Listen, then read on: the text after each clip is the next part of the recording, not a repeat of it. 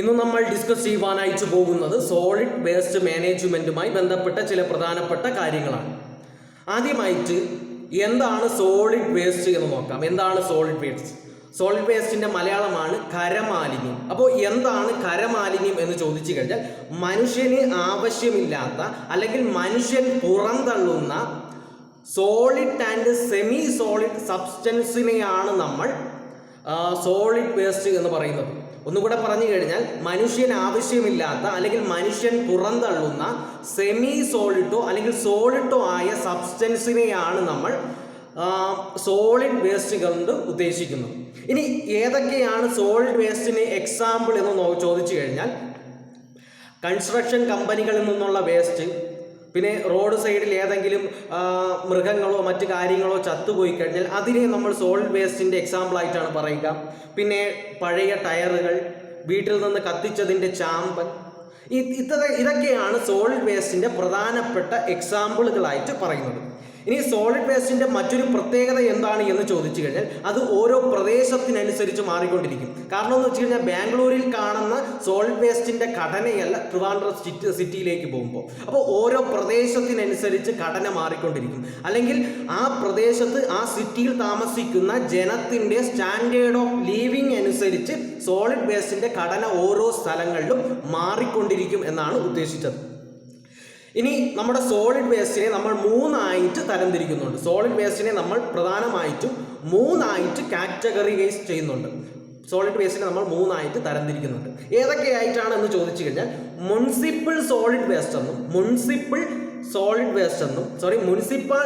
Waste എന്നും hazardous industrial solid waste എന്നും biomedical waste എന്നും അങ്ങനെ മൂന്നായിട്ട് തരംതിരിച്ചിട്ടുണ്ട്. ഏതൊക്കെയായിട്ടാണ് തരംതിരിച്ചിരിക്കുന്നതെന്ന് ചോദിച്ചു കഴിഞ്ഞാൽ മുനിസിപ്പൽ സോളിഡ് വേസ്റ്റ് എന്നും ഹസാഡസ് ഇൻഡസ്ട്രിയൽ വേസ്റ്റ് എന്നും ബയോമെഡിക്കൽ വേസ്റ്റ് എന്നും മൂന്നായിട്ട് ഈ സോളിഡ് വേസ്റ്റിനെ നമ്മൾ മൂന്നായിട്ട് തരംതിരിക്കുന്നുണ്ട്.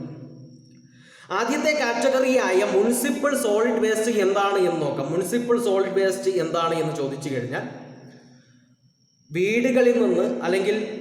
വീടുകളിൽ നിന്ന് പുറന്തള്ളുന്ന വേസ്റ്റ്, ഹോട്ടലുകളിൽ നിന്ന് പുറന്തള്ളുന്ന വേസ്റ്റ്, ഓരോ ചേരി പ്രദേശങ്ങളിൽ നിന്ന് പുറന്തള്ളുന്ന വേസ്റ്റ്, ചെറിയ ചെറിയ കടകളിൽ നിന്ന് പുറന്തള്ളുന്ന വേസ്റ്റ്, ഇതൊക്കെയാണ് മുനിസിപ്പൽ സോളിഡ് വേസ്റ്റിന് ഉദാഹരണം. അപ്പോൾ ഒരിക്കൽ കൂടി പറഞ്ഞാൽ മുനിസിപ്പൽ സോളിഡ് വേസ്റ്റിൻ്റെ ഉദാഹരണം ഏതൊക്കെയാണ് എന്ന് ചോദിച്ചു കഴിഞ്ഞാൽ വീട്ടാവശ്യങ്ങളിൽ നിന്ന് അല്ലെങ്കിൽ ഓരോ വീടുകളിൽ നിന്ന് പുറന്തള്ളുന്ന സോളിഡ് വേസ്റ്റുകൾ, കടകളിൽ നിന്ന് പുറന്തള്ളുന്ന സോളിഡ് വേസ്റ്റുകൾ, ഹോട്ടലുകളിൽ നിന്ന് പുറന്തള്ളുന്ന സോളിഡ് വേസ്റ്റുകൾ, ചേരികളിൽ നിന്ന് പുറന്തള്ളുന്ന സോളിഡ് വേസ്റ്റുകൾ, ഇതിനെയൊക്കെയാണ് നമ്മൾ മുനിസിപ്പൽ സോളിഡ് വേസ്റ്റ് കൊണ്ട് ഉദ്ദേശിക്കുന്നത്. ഇനി അടുത്ത ഒരു തരം സോളിഡ് വേസ്റ്റ് ആണ് ഹസാഡസ് ഇൻഡസ്ട്രിയൽ സോളിഡ് വേസ്റ്റ്.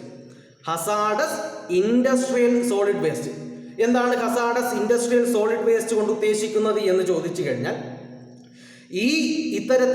പ്രധാനമായിട്ടും ഇൻഡസ്ട്രികളിൽ നിന്നും വലിയ വലിയ റിസർച്ച് സ്ഥാപനങ്ങളിൽ നിന്നും പുറന്തള്ളുന്ന വേസ്റ്റുകളാണ് നമ്മൾ ഹസാഡസ് ഇൻഡസ്ട്രിയൽ വേസ്റ്റ് എന്ന് ഉദ്ദേശിക്കുന്നത്.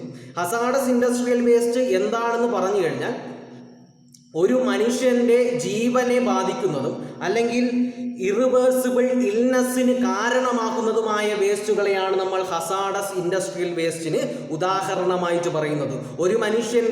ഒരു മനുഷ്യന് മരണം വരെ സംഭവിക്കാൻ പ്രാപ്തിയായ അല്ലെങ്കിൽ ഇറിവേഴ്സിബിൾ ഇൽനെസ്സിന് വരെ കാരണമാകുന്ന വേസ്റ്റുകൾ, സോളിഡ് വേസ്റ്റുകളെയാണ് നമ്മൾ ഹസാഡസ് ഇൻഡസ്ട്രിയൽ വേസ്റ്റുകൾ എന്ന് പറയുന്നത്.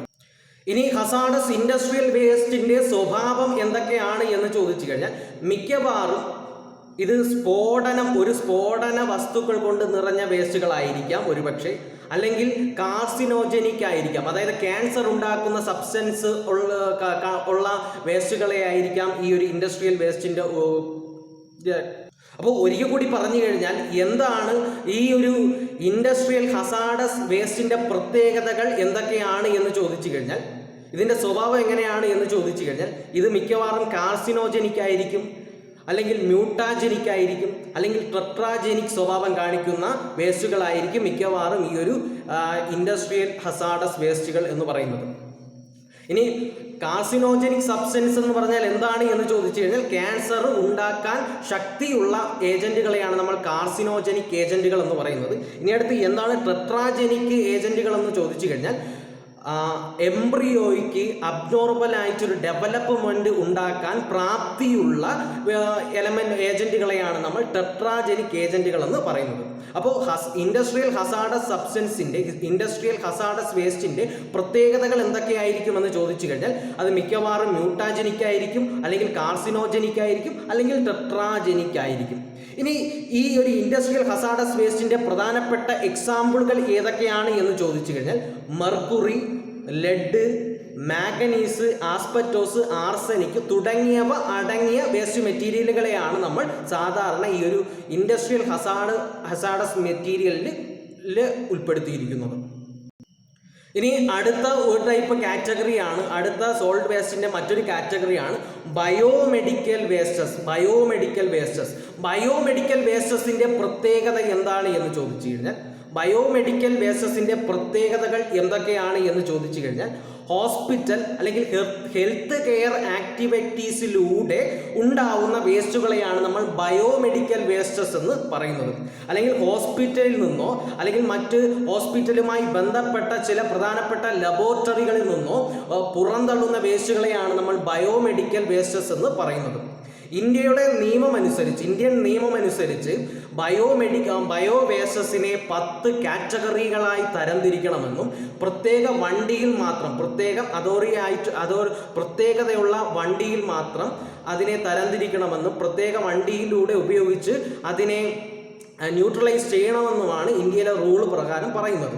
ഇനി ബയോമെഡിക്കൽ വേസ്റ്റുമായി ബന്ധപ്പെട്ട ഇന്ത്യയിലെ ഒരു പ്രധാനപ്പെട്ട നിയമമാണ് biomedical waste management and handling rule 1988 എന്ന് പറയുന്നത്. അപ്പോൾ ബയോമെഡിക്കലുമായി ബന്ധപ്പെട്ട ഇന്ത്യയിലെ പ്രധാനപ്പെട്ട ഒരു നിയമമാണ് biomedical waste management and handling rule 1988 എന്ന് പറയുന്ന നിയമം.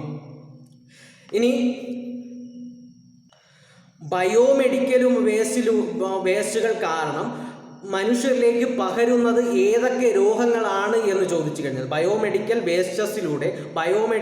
വേസ്റ്റസിലൂടെ മനുഷ്യരിലേക്ക് പകരുന്നത് ഏതൊക്കെ രോഗങ്ങളാണ് എന്ന് ചോദിച്ചു കഴിഞ്ഞാൽ ഒന്ന് AIDS, hepatitis B, hepatitis C, gastroenteric diseases, respiratory infection, skin infection. അപ്പോൾ ഒന്നുകൂടെ പറയാം, AIDS, hepatitis B, hepatitis C, gastroenteric diseases, respiratory infection, skin infection തുടങ്ങിയവയൊക്കെയാണ് ഈ ഒരു ബയോമെഡിക്കൽ വേസ്റ്റസിൽ നിന്ന് മനുഷ്യരിലേക്ക് പകരുന്ന രോഗങ്ങൾ.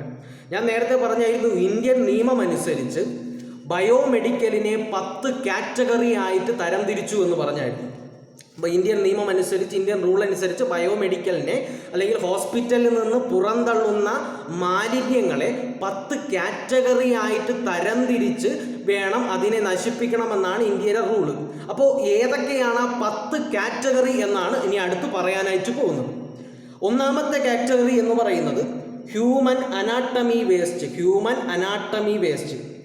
ഉദാഹരണത്തിന് അതിൻ്റെ എക്സാമ്പിൾ ഏതൊക്കെയാണ് എന്ന് ചോദിച്ചു കഴിഞ്ഞാൽ human tissue, organ, body parts. അതായത് ഒരാൾക്കൊരു കാർ ആക്സിഡൻറ്റ് പറ്റി, ഒരാളെ കൈ നഷ്ടപ്പെട്ടു. ആ മുറിഞ്ഞുപോയ കൈ എന്ന് പറയുന്നത് ഏത് കാറ്റഗറിക്ക് ഉദാഹരണമാണ് എന്ന് ചോദിച്ചു കഴിഞ്ഞാൽ അത് ഹ്യൂമൻ അനാട്ടമി വേസ്റ്റ് എന്ന് പറഞ്ഞ കാറ്റഗറിക്ക് ഉദാഹരണമാണ്. അപ്പോൾ ഒരിക്കൽ കൂടി പറഞ്ഞു കഴിഞ്ഞാൽ ഇന്ത്യൻ നിയമം അനുസരിച്ച് ബയോമെഡിക്കൽ വേസ്റ്റസിനെ അതായത് ഹോസ്പിറ്റലിൽ നിന്ന് പുറന്തള്ളുന്ന മാലിന്യങ്ങളെ 10 കാറ്റഗറി ആയിട്ട് തരംതിരിക്കണമെന്നാണ് നിയമം. അതിലെ 10 കാറ്റഗറിയാണ് ഞാനിവിടെ വായിക്കാൻ പോകുന്നത്. ഒന്നാമത്തെന്ന് പറയുന്നത് ഹ്യൂമൻ അനാട്ടമി വേസ്റ്റ് എന്ന് പറഞ്ഞ കാറ്റഗറി. ഈ കാറ്റഗറിയിൽ ഉൾപ്പെടുന്നത് ഏതൊക്കെ തരത്തിലുള്ള വേസ്റ്റുകളാണ് എന്ന് ചോദിച്ചു കഴിഞ്ഞാൽ ഹ്യൂമൻ ടിഷ്യൂ, അതായത് human tissue, organ, body parts. അതായത് ഒരാൾക്ക് ഒരു ആക്സിഡൻറ്റ് പറ്റി കയ്യോ കാലോ മുറിഞ്ഞു പോയി കഴിഞ്ഞാൽ ആ മുറിഞ്ഞു പോയ ഭാഗം ഉൾപ്പെടുന്ന കാറ്റഗറിയാണ് ഹ്യൂമൻ അനാട്ടമി വേസ്റ്റ് എന്ന് പറഞ്ഞ കാറ്റഗറി. ഇനി രണ്ടാമത്തെ കാറ്റഗറിയാണ് അനിമൽ വേസ്റ്റ്. അതായത് ഒരു മൃഗം ചത്തുപോയോ അല്ലെങ്കിൽ മൃഗത്തിൻ്റെ കയ്യോ കാലോ മുറിഞ്ഞു പോയി കഴിഞ്ഞാൽ ആ വേസ്റ്റ് ഏത് കാറ്റഗറിയിലാണ് ഉൾപ്പെടുന്നത് എന്ന് ചോദിച്ചാൽ അത് അനിമൽ വേസ്റ്റ് എന്ന് പറഞ്ഞ കാറ്റഗറിയാണ്, രണ്ടാമത്തെ കാറ്റഗറിയാണ്. ഇനി മൂന്നാമത്തെ കാറ്റഗറിയാണ് microbial and biotechnological waste. Microbial and biotechnological waste അതായത് ലബോറട്ടറിയിൽ നമ്മൾ ടിഷ്യൂ കൾച്ചർ ലാബിലൊക്കെ കാണുമ്പോൾ കൾച്ചറൽ ലബോറട്ടറി കൾച്ചർ സ്റ്റോക്ക് എന്നൊക്കെ പറഞ്ഞ കുറേ സാധനങ്ങളുണ്ട്. അതൊക്കെയാണ് ഈ ഒരു കാറ്റഗറിയിൽ ഉൾപ്പെടുന്നത്. അല്ലെങ്കിൽ വാക്സിനുകൾ, അനിമലിൻ്റെ കൾച്ചറുകൾ, വാക്സിനുകൾ, അനിമലിൻ്റെ കൾച്ചറുകൾ, മറ്റ് സ്റ്റോക്ക് തുടങ്ങിയ ലാബ് ഐറ്റംസ് ഒക്കെ അങ്ങനെയുള്ള വേസ്റ്റുകളെല്ലാം ഉൾപ്പെടുന്ന കാറ്റഗറിയാണ് മൈക്രോബിയൽ ആൻഡ് ബയോടെക്നോളജിക്കൽ വേസ്റ്റ് എന്ന് പറഞ്ഞ കാറ്റഗറി. ഇനി നാലാമത്തെ കാറ്റഗറിയാണ് വേസ്റ്റ് ഷാർപ്സ് എന്ന് പറഞ്ഞ കാറ്റഗറി. വേസ്റ്റ് ഷാർപ്സ് എന്ന് പറഞ്ഞ കാറ്റഗറി. ഈ കാറ്റഗറിയിൽ ഏതൊക്കെ തരത്തിലുള്ള വേസ്റ്റുകളാണ് ഉൾപ്പെടുന്നത് എന്ന് ചോദിച്ചു കഴിഞ്ഞാൽ സൂചി, സിറിഞ്ച്, ബ്ലേഡ്. സൂചി, സിറിഞ്ച്, ബ്ലേഡ്, ഹോസ്പിറ്റലിൽ ഉപയോഗിക്കുന്ന സൂചി, സിറിഞ്ച്, ബ്ലേഡൊക്കെ ഉൾപ്പെടുന്ന കാറ്റഗറിയാണ് വേസ്റ്റ് ഷാർപ്സ് എന്ന് പറഞ്ഞ കാറ്റഗറി. ഇനി അഞ്ചാമത്തെ പ്രധാനപ്പെട്ട ഒരു കാറ്റഗറിയാണ് discarded medicine and cytotoxic drugs എന്ന് പറഞ്ഞ category. Discarded medicines and cytotoxic drugs എന്ന് പറഞ്ഞ കാറ്റഗറി. ഇനി ആറാമത്തെ കാറ്റഗറിയാണ് solid waste generated from responsible items എന്ന് പറഞ്ഞ കാറ്റഗറി. അതായത് ഇതിൽ ഏതൊക്കെ ഉൾപ്പെടും എന്ന് വെച്ചാൽ നേരത്തെ പറഞ്ഞതുപോലെ സിറിഞ്ച്, ട്യൂബിങ് തുടങ്ങിയ കാര്യങ്ങളൊക്കെ ഉൾപ്പെടുന്ന കാറ്റഗറിയാണ് solid waste generated from disposable items എന്ന് പറഞ്ഞ കാറ്റഗറി. ഇനി ഏഴാമത്തെ കാറ്റഗറിയാണ് സോളിഡ് വേസ്റ്റ്. ഇനി ഏഴാമത്തെ കാറ്റഗറിയാണ് solid waste contaminated by blood and body fluid എന്ന് പറഞ്ഞ category. Solid waste contaminated by blood and body fluid എന്ന് പറഞ്ഞ കാറ്റഗറി. ഈ കാറ്റഗറിയിൽ ഉൾപ്പെടുന്നത് ഏതൊക്കെ ഐറ്റംസ് ആണ് എന്ന് ചോദിച്ചു കഴിഞ്ഞാൽ ബാൻഡേജ്, പ്ലാസ്റ്റർ തുടങ്ങിയ വേസ്റ്റ് ഐറ്റംസ് ആണ്. അതായത് ബ്ലഡ് കറ പറ്റിയ വേസ്റ്റ് ഐറ്റംസ് ആണ് ഈ ഒരു solid waste contaminated by blood and blood fluid എന്ന് പറഞ്ഞ കാറ്റഗറിയിൽ ഉൾപ്പെടുന്നത്. ഇനി എട്ടാമത്തെ കാറ്റഗറി ഏതാണ് എന്ന് ചോദിച്ചാൽ അത് ലിക്വിഡ് വേസ്റ്റസ് ആണ്. Liquid waste. ഈ ഒരു കാറ്റഗറിയിൽ ഉൾപ്പെടുന്നത് ഏതൊക്കെ ഐറ്റംസ് ആണ് എന്ന് ചോദിച്ചു കഴിഞ്ഞാൽ നമ്മുടെ ഹോസ്പിറ്റലിലുള്ള ലാബ് ഐറ്റംസും മറ്റ് കാര്യങ്ങളൊക്കെ ക്ലീൻ ചെയ്യുമ്പോൾ ഒരു വെള്ളമുണ്ട്. ആ ക്ലീൻ ചെയ്തിട്ടുള്ള വേസ്റ്റ് വെള്ളം ഉൾപ്പെടുന്ന കാറ്റഗറിയാണ് ലിക്വിഡ് വേസ്റ്റ് എന്ന് പറഞ്ഞ കാറ്റഗറി. അത് എട്ടാമത്തെ കാറ്റഗറിയിലുള്ള സാധനമാണ്. ഇനി ഒൻപതാമത്തെ ഒരു കാറ്റഗറിയാണ് ഇൻസിനറേഷൻ ആഷ് എന്ന് പറഞ്ഞ കാറ്റഗറി. അതായത് നമ്മുടെ സാധാരണ ഹോസ്പിറ്റലിൽ നിന്നുള്ള വേസ്റ്റുകൾ, രോഗകാര്യങ്ങളൊക്കെ പകരാതിരിക്കാൻ വേണ്ടി ഹോസ്പിറ്റൽ വേസ്റ്റ് നമ്മൾ പ്രത്യേക ഒരു സ്ഥലത്തായിട്ട് കത്തിക്കാറുണ്ട്. അങ്ങനെ കത്തിച്ചതിൻ്റെ ചാമ്പലൊക്കെ ഉൾപ്പെടുന്ന ഒരു കാറ്റഗറിയാണ് ഇൻസിനറേഷൻ ആഷ് എന്ന് പറഞ്ഞ കാറ്റഗറി. ഇനി പത്താമത്തെ കാറ്റഗറി ഏതാണ് എന്ന് ചോദിച്ചാൽ അത് കെമിക്കൽ വേസ്റ്റസ് ആണ്. ഇനി അടുത്തു പറയാനായിട്ട് പോകുന്നത് ഈ ഒരു സോളിഡ് വേസ്റ്റ് സമൂഹത്തിലുണ്ടാക്കുന്ന ഇമ്പാക്റ്റിനെ പറ്റിയാണ്. പറയാനായിട്ട് പോകുന്നത്. ഒന്നാമത്തെ ഇമ്പാക്റ്റ് എന്ന് പറഞ്ഞു കഴിഞ്ഞാൽ ഈ സാധാരണ സോളിഡ് വേസ്റ്റ് എന്ന് പറഞ്ഞ ഈ മെറ്റീരിയൽ മിക്കവാറും കാർസിനോജനിക് ആയിരിക്കും. അതായത് ക്യാൻസർ ഉണ്ടാക്കുന്ന സബ്സ്റ്റൻസ് ആയിരിക്കും. അല്ലെങ്കിൽ നേരത്തെ പറഞ്ഞതുപോലെ ടെട്രോജനിക് ആയിട്ടുള്ള സബ്സ്റ്റൻസ് ആയിരിക്കും. അതായത് അബ്നോർമലായിട്ട് എംബ്രിയോയിൽ ഡെവലപ്മെൻറ്റ് ഉണ്ടാക്കുന്ന തരത്തിലുള്ള സബ്സ്റ്റൻസിനെയാണ് ടെട്രോജനിക് സബ്സ്റ്റൻസ് എന്ന് പറയുന്നത്. അപ്പോൾ അങ്ങനെയുള്ള സബ്സ്റ്റൻസ് ആയിരിക്കും. അല്ലെങ്കിൽ മ്യൂട്ടാജനിക് സബ്സ്റ്റൻസ് ആയിരിക്കും. അതായത് ക്യാൻസർ പോലെയൊക്കെ വരുത്താൻ സാധ്യതയുള്ള സബ്സ്റ്റൻസിനെയാണ് മ്യൂട്ടാജനിക് സബ്സ്റ്റൻസ് എന്ന് പറയുന്നത്. ഇത് നമ്മൾ പുറത്തുള്ള എൻവയോൺമെൻറ്റിലേക്ക് പുറന്തള്ളുമ്പോൾ ഇത് അത്തരത്തിലുള്ള പ്രശ്നങ്ങൾ ഉണ്ടാക്കുമെന്നാണ് ഒന്നാമത്തെ കാരണം പറയുന്നത്. ഇനി രണ്ടാമത്തെ ഒരു സമൂഹത്തിലുണ്ടാക്കുന്ന കുഴപ്പം എന്താണ് എന്ന് ചോദിച്ചു കഴിഞ്ഞാൽ നമ്മൾ ഈ ഒരു സോളിഡ് വേസ്റ്റിനെ ഏതെങ്കിലും ഒരു പ്രദേശത്തിലേക്ക് കൊണ്ടുപോയി തള്ളുമ്പോൾ അവിടെ കൂടുതലായിട്ട് ഈച്ചകൾ വരാനുള്ള സാധ്യതയുണ്ട്. അങ്ങനെ ഈച്ചകൾ ഒരു പ്രദേശത്തിലേക്ക് കോൺസെൻട്രേറ്റ് ചെയ്യുമ്പോൾ അല്ലെങ്കിൽ ഒരു പ്രദേശത്തിലേക്ക് ഈച്ചകളുടെ പോപ്പുലേഷൻ കൂടുമ്പോൾ അവിടെ വരാൻ സാധ്യതയുള്ള പ്രധാനപ്പെട്ട അസുഖങ്ങളാണ് ബാക്സിലറി ഡിസെൻറ്ററി, അമീബിക് ഡിസെൻറ്ററി, ഡയോറിയ തുടങ്ങിയ രോഗങ്ങൾ. അപ്പോൾ ഒരിടത്തായിട്ട് സോളിഡ് വേസ്റ്റ് കൊണ്ടിടുമ്പോൾ അവിടെ ഈച്ചകളുടെ പോപ്പുലേഷൻ കൂടാനുള്ള സാധ്യതയുണ്ട്. അങ്ങനെ ഈച്ചകളുടെ പോപ്പുലേഷൻ ഒരു പ്രത്യേക ഭാഗത്തിലേക്ക് കൂടുമ്പോൾ ആ പ്രദേശത്തിൽ വ്യാപരിക്കാൻ സാധ്യതയുള്ള രോഗങ്ങളാണ് ബാക്സിലറി ഡിസെൻറ്ററി, അമീബിക് ഡിസെൻറ്ററി, ഡയോറിയ തുടങ്ങിയ രോഗങ്ങൾ. അത് രണ്ടാമത്തെ ഇമ്പാക്റ്റ്. ഇനി മൂന്നാമത്തെ ഇമ്പാക്റ്റ് എന്താണ് എന്ന് ചോദിച്ചു കഴിഞ്ഞാൽ നമ്മളൊരു പ്രദേശത്തിലേക്ക് കൂടുതലായിട്ട് സോളിഡ് വേസ്റ്റ് കൊണ്ട് തള്ളുമ്പോൾ അവിടെ എലികൾ കൂടുതലായിട്ട് പെറ്റുപെരുകുവാനുള്ള സാധ്യതയുണ്ട്. അങ്ങനെ എലികൾ ഒരു പ്രദേശത്ത് കൂടുതലായിട്ട് പെറ്റുപെരുകുമ്പോൾ അവിടെ പ്ലേഗ് എന്ന് പറഞ്ഞ രോഗം വ്യാപരിക്കാൻ സാധ്യതയുണ്ട്. അതാണ് മൂന്നാമത്തെ ഇമ്പാക്റ്റ്. ഇനി നാലാമത്തെ ഇമ്പാക്റ്റ് എന്താണ് എന്ന് ചോദിച്ചു കഴിഞ്ഞാൽ ഈ ഒരു സോളിഡ് വേസ്റ്റ് ഒരു സ്ഥലത്തിലേക്ക് കൂടുതലായിട്ട് കൊണ്ടിടുമ്പോൾ ആ മഴ പെയ്ത് ആ സോളിഡ് വേസ്റ്റിൻ്റെയോ അല്ലെങ്കിൽ മറ്റ് രോഗാണുക്കളൊക്കെ പുഴകളിലേക്കോ നദികളിലേക്കോ ചെന്നെത്തുവാനുള്ള സാധ്യതയുണ്ട്. അങ്ങനെ പുഴകളിലേക്കും നദികളിലേക്കും സോളിഡ് വേസ്റ്റിൻ്റെ അംശം ചെന്നെത്തുമ്പോൾ വരുവാൻ സാധ്യതയുള്ള രോഗങ്ങളാണ് cholera, jaundice, hepatitis, gastro industrial diseases എന്ന് പറഞ്ഞ രോഗങ്ങൾ. ഇനി നമ്മൾ അടുത്ത് പറയാനായിട്ട് പോകുന്നത് സോളിഡ് വേസ്റ്റ് മാനേജ്മെന്റിനെ പറ്റിയാണ്. അതായത് നമ്മുടെ സമൂഹത്തിലുള്ള സോളിഡ് വേസ്റ്റിനെ നമുക്ക് എങ്ങനെ സംസ്കരിക്കാം എന്നതിനെ പറ്റിയാണ് അടുത്ത് പറയുവാനായിട്ട് പോകുന്നത്.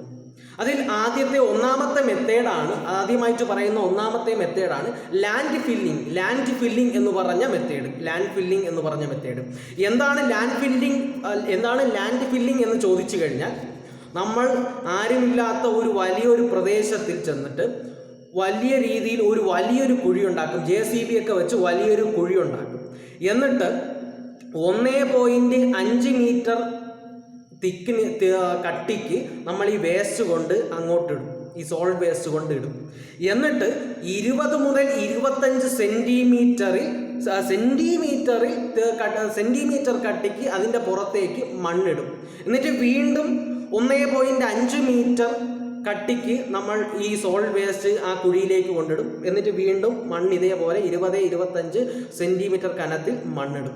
എന്നിട്ട് നമ്മൾ ആ കുഴിയുടെ ഇങ്ങനെ ഇട്ടതിന് ശേഷം ആ പ്രദേശത്തിലേക്ക് ഒരു പ്രത്യേക ഇൻസെക്ടിസൈഡ് അടിക്കും. അതായത് കീടനാശിനികൾ ആ പ്രദേശത്തിൽ അടിക്കും. എന്തിനു വേണ്ടിയാണ് കീടനാശിനികൾ ആ പ്രദേശത്ത് അടിക്കുന്നത് എന്ന് ചോദിച്ചു കഴിഞ്ഞാൽ, ഇങ്ങനെ നമ്മൾ കീടനാശിനി അടിച്ചില്ലെങ്കിൽ ആ പ്രദേശത്ത് ഈ ഒരു എലിയും മറ്റ് ഈച്ചയും മറ്റ് കാര്യങ്ങളൊക്കെ വന്ന് പെറ്റുപെരുവാനുള്ള സാധ്യതയുണ്ട്. അങ്ങനെ രോഗം ആ പ്രദേശത്ത് പകരുവാനുള്ള സാധ്യതയുണ്ട്. അങ്ങനെ വരാതിരിക്കാനാണ് നമ്മൾ ഇങ്ങനെ ചെയ്തിട്ട് ഇൻസെക്ടിസൈഡ്സ് അടിക്കുന്നത്. ഇനി ഇതിൻ്റെ ഒരു അഡ്വാൻറ്റേജ്, ഈ ഒരു ലാൻഡ് ഫില്ലിംഗ് എന്ന് പറഞ്ഞാൽ ഇത്രയേ ഉള്ളൂ. ഒരു വലിയൊരു കുഴി കുഴിക്കും, എന്നിട്ട് വേസ്റ്റ് ഇടും, എന്നിട്ട് മണ്ണിടും, പിന്നെയും വേസ്റ്റ് ഇടും, എന്നിട്ട് അങ്ങനെ മൂടും, എന്നിട്ട് കീടനാശിനി അടിച്ചങ്ങ് വയ്ക്കും. അതാണ് ലാൻഡ് ഫില്ലിംഗ് എന്ന് പറഞ്ഞ ടെക്നിക്ക്. ഈ ലാൻഡ് ഫില്ലിംഗ് എന്ന് പറഞ്ഞ ടെക്നിക്കിൻ്റെ ഗുണം അല്ലെങ്കിൽ അഡ്വാൻറ്റേജ് എന്താണ് എന്ന് ചോദിച്ചു കഴിഞ്ഞാൽ, ഇത് വളരെ ചീപ്പായിട്ട് ചെയ്യാൻ പറ്റുന്ന ഒരു ടെക്നിക്കാണ് ഈ ലാൻഡ് ഫില്ലിംഗ് എന്ന് പറഞ്ഞ ടെക്നിക്ക്. എന്നാൽ ഇതിൻ്റെ ദോഷവശം, ഇതിൻ്റെ ഒരു ഡീമെറിറ്റ് എന്താണ് എന്ന് ചോദിച്ചു കഴിഞ്ഞാൽ, നമ്മൾ മഴ പെയ്തു എന്നിരിക്കട്ടെ, ഇങ്ങനെ മണ്ണിട്ട സ്ഥലത്ത് മഴ പെയ്യുമ്പോൾ ഈ സോളിഡ് വേസ്റ്റ് കുഴിച്ച സ്ഥലത്ത് മഴയുടെ വെള്ളവും വന്ന് റിയാക്ട് ചെയ്ത് ലിയാച്ചേറ്റ് എന്ന് പറഞ്ഞ ഒരു സബ്സ്റ്റൻസ് ഫോം ചെയ്യും. അതായത് ഈ കുഴിച്ച വേസ്റ്റുള്ള സ്ഥലത്തിൽ മഴ പെയ്യുമ്പോൾ മഴവെള്ളവും ഈ സോളിഡ് വേസ്റ്റ് കുഴിച്ച ആ സ്ഥലത്തിലെ ആ സോളിഡ് വേസ്റ്റുകളും കൂടെ റിയാക്ട് ചെയ്ത് ഒരു വൃത്തികെട്ട നിറമുള്ള ഒരു ലിക്വിഡ് ഫോം ചെയ്യും. അങ്ങനെ ഫോം ചെയ്യുന്ന വൃത്തികെട്ട വെള്ളത്തിനെയാണ് നമ്മൾ ലിയാച്ചേറ്റ് എന്ന് പറയുന്നത്. ഈ ലിയാച്ചേറ്റിൻ്റെ പ്രത്യേകത എന്താണ് എന്ന് ചോദിച്ചു കഴിഞ്ഞാൽ, ഇതൊരു കാർസനോജനിക് സബ്സ്റ്റൻസ് ആണ്, അല്ലെങ്കിൽ ക്യാൻസർ ഉണ്ടാക്കുന്ന സബ്സ്റ്റൻസ് ആണ്. ഈ ലിയാച്ചേറ്റ് എന്ന സബ്സ്റ്റൻസ് കാരണം കോളറ, ടൈഫോയിഡ്, പോളിയോ തുടങ്ങിയ രോഗങ്ങൾ ആ പ്രദേശത്ത് വരുവാനുള്ള സാധ്യതയുണ്ട്. അതാണ് ഇതിൻ്റെ ഒരു ഡീമെറിറ്റ് എന്ന് പറയുന്നത്. ഈ ലിയാച്ചേറ്റ് എന്ന് പറഞ്ഞ ലിക്വിഡ് അവിടെയുള്ള പുഴയിലോ മറ്റ് നദിയിലോ വല്ലതും ഫ്ലോ ചെയ്ത് പോയി കഴിഞ്ഞാൽ അവിടെയുള്ള ആ നദിയിൽ ഉപയോഗിക്കുന്ന ആൾക്കാർക്ക് രോഗം വരുവാനുള്ള സാധ്യതയുണ്ട്. അതാണ് ഈ ഒരു ലാൻഡ് ഫില്ലിംഗ് എന്ന് പറഞ്ഞ കാര്യത്തിൻ്റെ ഒരു ഡീമെറിറ്റ് ആയിട്ട് നമ്മൾ പറയുന്നത്. ഇനി അടുത്തൊരു മെത്തേഡാണ് ഇൻസിനറേഷൻ എന്ന് പറഞ്ഞ മെത്തേഡ്. അടുത്തൊരു മെത്തേഡ് ഇൻസിനറേഷൻ എന്ന് പറഞ്ഞ മെത്തേഡ് എന്താണ് എന്ന് ചോദിച്ചു കഴിഞ്ഞാൽ, നമ്മൾ ഒരു വലിയ സ്പെഷ്യൽ ചാമ്പറോ അല്ലെങ്കിൽ വലിയൊരു ഫർണസോ എടുക്കും. ആ ഫർണസിലേക്ക് ഈ സോളിഡ് വേസ്റ്റ് എല്ലാം കൂടെ അങ്ങ് തട്ടും. എന്നിട്ട് 670 ഡിഗ്രി സെൽഷ്യസിൽ ഇതിനെ അങ്ങ് ചൂടാക്കും. അങ്ങനെ ചൂടാക്കി ഈ ഒരു സോളിഡ് വേസ്റ്റിനെ നശിപ്പിക്കുന്ന രീതിയാണ് നമ്മൾ ഇൻസിനറേഷൻ എന്ന് പറഞ്ഞ രീതി. ഈ ഇൻസിനറേഷൻ എന്ന് പറഞ്ഞ പ്രോസസ്സിന് 2 പ്രോഡക്റ്റുകളുണ്ട്. ഏതൊക്കെയാണ് ഇൻസിനറേഷൻ്റെ പ്രോഡക്റ്റുകൾ എന്ന് ചോദിച്ചു കഴിഞ്ഞാൽ സിൻഡറും ആഷും. അതായത് ഈ ഒരു ഇൻസിനറേഷൻ വഴി നമ്മളൊരു സോളിഡ് വേസ്റ്റിനെ ഒരു ഫർണസിലിട്ട് കത്തിക്കുമ്പോൾ 670 ഡിഗ്രി സെൽഷ്യസിൽ കത്തിക്കുമ്പോൾ ആ കത്തി വരുന്ന അങ്ങനെ കത്തിക്കുമ്പോൾ നമുക്ക് കിട്ടുന്ന 2 പ്രോഡക്റ്റുകളാണ് സിൻഡറും ആഷും എന്ന് പറഞ്ഞ പ്രോഡക്റ്റുകൾ. ഈ സിൻഡർ എന്ന് പറഞ്ഞ പ്രോഡക്റ്റ് എന്തിനു ഉപയോഗിക്കും എന്ന് ചോദിച്ചു കഴിഞ്ഞാൽ അത് റോഡ് പണിക്ക് ഉപയോഗിക്കുന്ന ഒരു മെറ്റീരിയലാണ് സിൻഡർ എന്ന് പറഞ്ഞത്. ഇനി ഇതിൽ നിന്ന് കിട്ടുന്ന ആഷ് എന്ന് പറയുന്ന അല്ലെങ്കിൽ ഇതിൽ നിന്ന് കിട്ടുന്ന ഈ വേസ്റ്റിൽ നിന്ന് കിട്ടുന്ന ചാമ്പൽ എന്തിനു ഉപയോഗിക്കും എന്ന് ചോദിച്ചു കഴിഞ്ഞാൽ ലോ ലൈങ് ഏരിയസ് ഒക്കെ ഫില്ല് ചെയ്യാൻ നമ്മൾ ഉപയോഗിക്കും. അടുത്ത മൂന്നാമതായിട്ട് പറയാൻ പോകുന്ന ടെക്നിക്കാണ് പൾവറൈസേഷൻ. മൂന്നാമതായിട്ടുള്ള മാലിന്യ സംസ്കരണ മെത്തേഡാണ് പൾവറൈസേഷൻ എന്ന് പറഞ്ഞ ടെക്നിക്ക്.